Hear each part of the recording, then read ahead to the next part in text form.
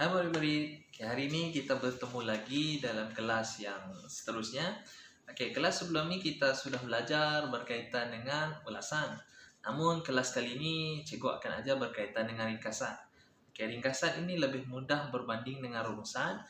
Dibandingkan dengan rumusan agak sukar, kehendak soalan. Namun bila kita lihat pada kertas soalan yang telah cikgu beri kepada kamu, kita tengok ringkasan ni agak mudah berbanding dengan rumusan kerana kehendak soalannya sudah kita tahu, itu pada tajuknya.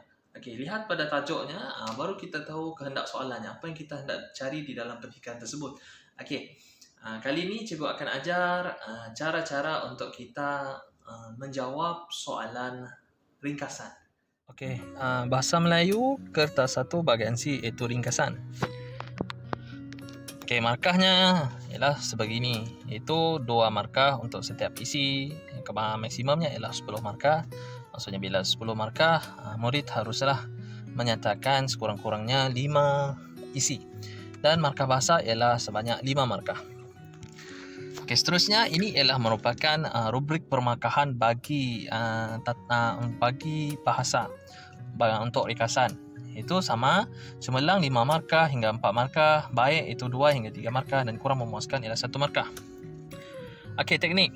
Teknik di sini apa yang murid akan belajar hari ini ialah terutamanya teknik kita untuk menjawab soalan ringkasan.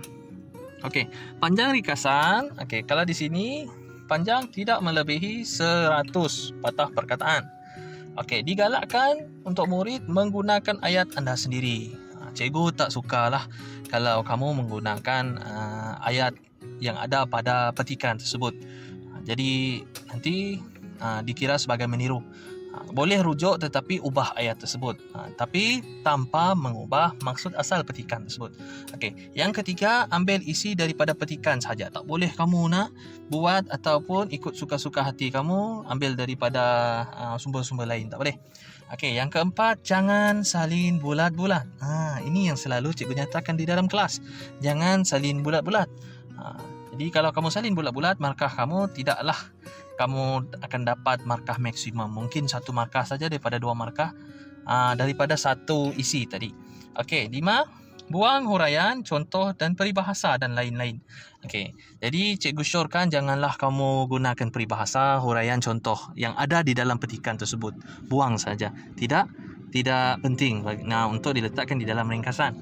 Yang akhir sekali ialah penanda wacana. Di dalam ni nanti cikgu akan menyatakan penanda wacana, penggunaan penanda wacana yang kamu akan gunakan semasa kita akan buat ringkasan nanti.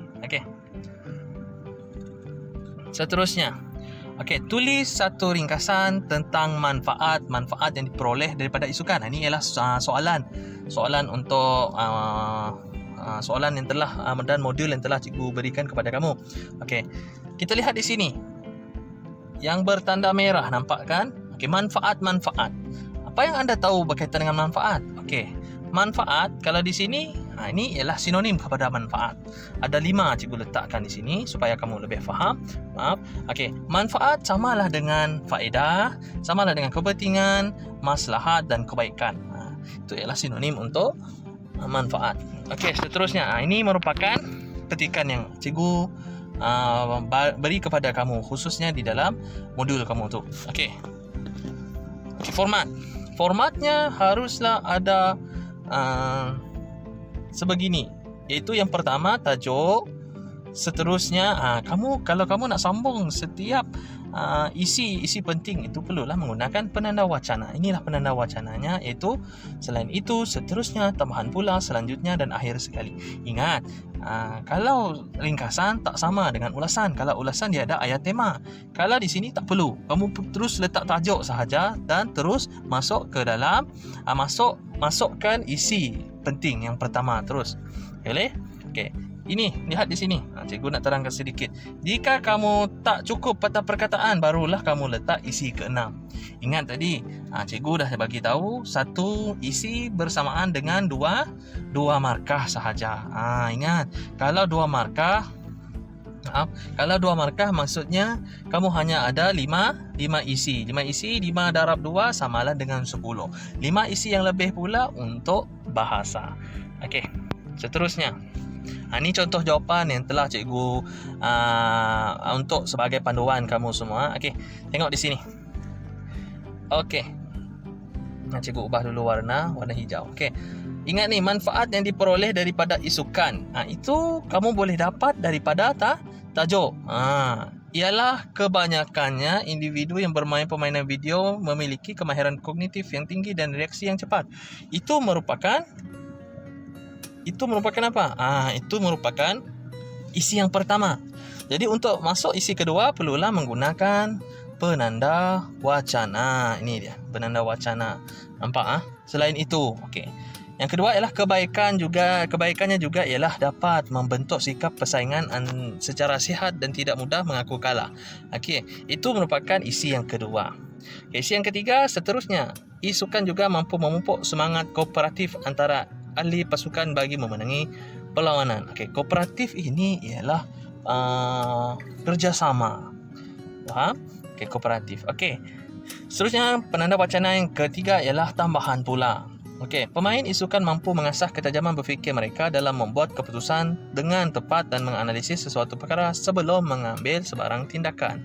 Okey, ini dah dinyatakan di dalam petikan, cuma kamu diminta untuk meringkaskan setiap isi tersebut. Okey, penanda wacana yang seterusnya ialah selanjutnya. Lihat di sini. Isukan juga menjadi sumber pendapatan yang lumayan bagi para pemainnya. Contoh siapa?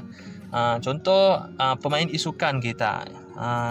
Kalau kamu kenal ramailah rakyat Malaysia yang kini sekarang ni dah jadi streamer, gamer dan sebagainya. Gamer tu samalah dengan yang main permainan video. Okey, seterusnya.